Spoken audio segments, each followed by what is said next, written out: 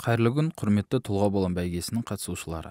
Сіздерге бүгінгі өтетін дайындық тестіне қалай қатысуға болады, не істеу керек, тестті қай жерден тапсырамыз деген сұрақтарыңызға кішігірім жауап бере кетейік. Ең алдымен сізде тест тапсыру үшін Дария қосымшасы болуы міндетті. Егер сізде Дария қосымшасы бар болса, сіз оны Play Market немесе App Store-ға кіріп жаңалап алыңыз, яғни соңғы версиясы болу керек. Егер сіз жаңалауды білмейтін болсаңыз, өзіңізде бар қосымшаны, приложенияны өшіріңіз, одан кейін Play Market-ке кіріп, жаңадан жүктеп алсаңыз болады. Ол үшін Дария деп жазамыз, Дария қосымшасын орнатамыз өзімізге. Дария қосымшасы сәтті орнатылды, енді ашамыз. Дария қосымшасын ашқаннан кейін тест тапсыру үшін ешқайда тіркелудің қажет жоқ, ештеңе жасаудың қажеті жоқ. Осы тұлға болам кітаптарының астында байқасаңыздар, тұлға болам тесті деген батырма тұр. Сол батырманы басамыз. Тест тапсыру үшін ең алдымен анкетаны толтыру керек. Анкетаны толтырмасаңыздар, көріп тұрғандарыңыздай тестті бастау деген батырма басылмайды. Сол үшін міндетті түрде анкетаны толтырыңыздар. Анкетаны аты жөніңізді толтырасыз. Аты жөніңізді тек кирилл әріптерімен толтыру мүмкіндігі бар. Латын әрпімен емес, басқа тілдің алфавитімен емес, міндетті түрде кирилл әріптерімен, яғни қазақша шрифттермен толтыру керек аты жөніңізді.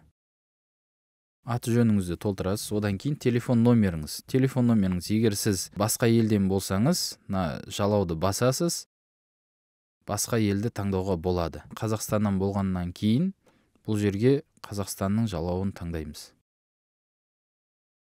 Телефон номер. Телефон номерді толтырып болғаннан кейін міндетті түрде өз тобыңызды таңдаңыз. Барлығымызға белгілі 5 топ тұрады, өзіңізге қажетті топты таңдайсыз. Одан кейін қай аумақтансыз? Бұл жерде сіз қай облыста орналасқан, сіздің ауылыңыз немесе қалаңыз, тұрғылықты мекенжайыңыз қай облыста орналасқан, сол облысты таңдайсыз. Егер шетел болса, шетел деп таңдайсыз, немесе республикалық маңызы бар 3 қалада белгіленген, сол қалаларды да егер сол жерде тұратын болсаңыз, таңдауыңызға болады. Тестті бастау батырмасын басатын болсақ, бізге осындай хабарлама көрінеді. Тест бітуіне 14 минут уақыт қалды. Бұл уақыт тек жеңімпаздарды анықтау үшін. Егер мақсатыңыз жеңімпаз атану емес, өз біліміңізді тексеру болса, уақытқа мән бермей тест тапсыра беріңіз. Бұл әр сөйлемді жеке-жеке түсіндіріп кетейін. 14 минут уақыт қалды деген нені білдіреді? Бізде әр топқа жеке-жеке уақыт бергенбіз. Мысалы, 1-2 сынып тобына 20 минут уақыт беріледі. 50 сұрақ, 20 минут уақыт. Енді мен тест басталғанына 6 минут өткеннен кейін бұл батырманы, тестті бастау батырмасын басып тұрғандықтан, маған 14 минут уақыт қалды деген хабарлама көрініп тұр. Екінші, бұл уақыт тек жеңімпаздарды анықтау үшін. Яғни, жалғастыру батырмасын басатын болсақ, бізде тест сұрақтары ашылады. Тест сұрақтары ашылды. Қарасаңыздар, 13 минут 23 секунд қалды деген секундомер жүріп тұр. Жаңа 14 минут еді, сіздерге түсіндіру барысында кеткен уақытты есептегенде, қазір менде 13 минут тест тапсыруға уақытым бар. Бұл уақыт тек жеңімпаз атанғыңыз келсе, осы уақыт аралығында тапсырып үлгерсеңіз дұрыс. Егер сіздің мақсатыңыз жеңімпаз атану емес, өз біліміңізді тексеру болатын болса, уақытқа мән бермеңіз, уақыт өзі жүре береді. Уақыт біткеннен кейін де тест тапсыруға болады. Тек сіздің жауабыңыз ол жағдайда жеңімпаздар қатарына қосылмайды. Енді байқасаңыздар, ең бірінші секундомер жүріп тұр. Бұл тест тапсырушыларды әр жаққа қарай бермей, ойларын бөле бермей, тест тапсыру мақсатында осындай секундомер қойдық. Енді астыңғы қатарға қарасаңыздар, сандар тұр. Бұл сандар сұрақтар санын білдіреді. 1-2 сыныпқа негізі 50 сұрақ берілу керек, бірақ енді біз сіздерге көрсету үшін 100 сұрақты енгіздік. Кез келген санның үстіне басатын болсаңыз, сол сұраққа қайта оралу мүмкіндігі бар. Мысалы, мен 1-2 сұрақты білмедім, одан кейінгі сұрақтарға өткім келді, мен ары қарай өте берем сол санның үстінен басып. Немесе келесі батырмасын бассаңыздар, келесі сұраққа өте бересіздер. Сұрақты белгіледіңіз,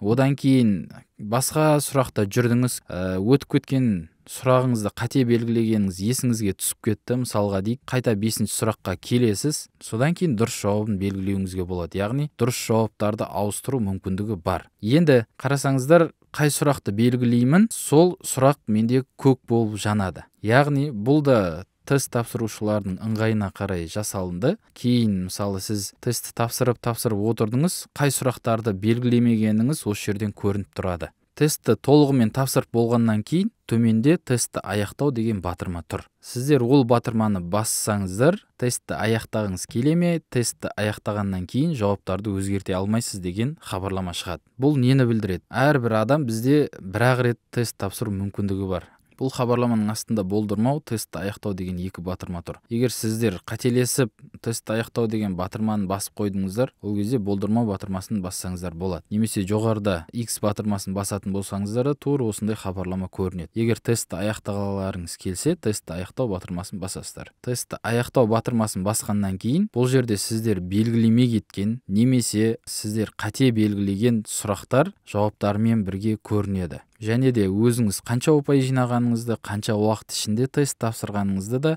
осы жерден көре аласыздар. Қате таптыңыз ба батырмасы? Бұл батырма не үшін керек? Сіздер егер біздің құрастырған сұрақтардан бір қателік байқасаңыздар, қателік тапсаңыздар, осы батырманы басу арқылы өздеріңіздің дұрыс екендеріңізді дәлелдеуге мүмкіндік бар. Ол үшін не істеу керек? Батырманы басасыздар, біздің қате сұрақты жібересіздер, осы жерде сіздер қате кеттіңіздер деп, және жай ғана жіберіп қоймай, астында сіз кітаптан сол сұрақтың дұрыс жауабын суретке түсіріп жіберуіңіз керек. Себебі сіздердікі дұрыс емес деп жазушылар өте көп болады. Біз олардың барлығын қарастыра алмаймыз. Тек кітаптан дәлел болған жағдайда ғана біз сіздің апелляциялық сұрағыңызды қайта қарастыруға дайынбыз. Содан кейін астында тестті қайта тапсыру деген батырма тұр. Ол батырма не үшін керек? Бір үйден бізде 3-4 адам қатысып жатқан отбасылар бар. Олар бір телефонды қолдануы мүмкін. Сондай жағдай үшін тестті қайта тапсыру деген батырма бар. Соны басқаннан кейін сізді қайта анкета бетіне жібереді. Осы анкета бетінен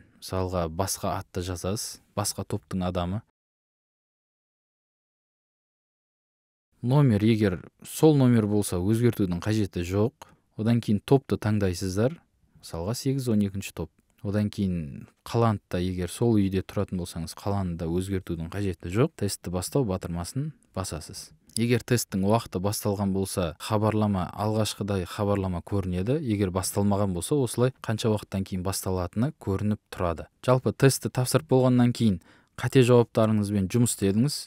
Одан кейін приложениядан шығып кеттіңіз. Қайта кіріп, өзіңіздің қате жауаптарыңызды қайта көргіңіз келсе, оң жақ жоғарғы бөлімде мынандай бір белгі тұр. Осы белгіні басатын болсаңыздар, осы белгіні бассаңыздар, сіздерде үйлеріңізде мысалы 2-3 адам тапсырған болса, сол адамның аттары тұрады. Одан кейін өз атыңызға басып, қате сұрақтарыңызбен қайта қарап шығуыңызға болады. Жалпы біздің тест жүйесі осындай, өте қарапайым, барлығы түсінікті деп ойлаймыз. Егер тағы да сұрақтарыңыз болса, бүгін дайындық тестінен кейін тағы бір талқылаймыз. Сол үшін біздің Instagram және Telegram топтарымызға жазылыңыздар. Дайындық тестінде барлығыңызға сәттілік.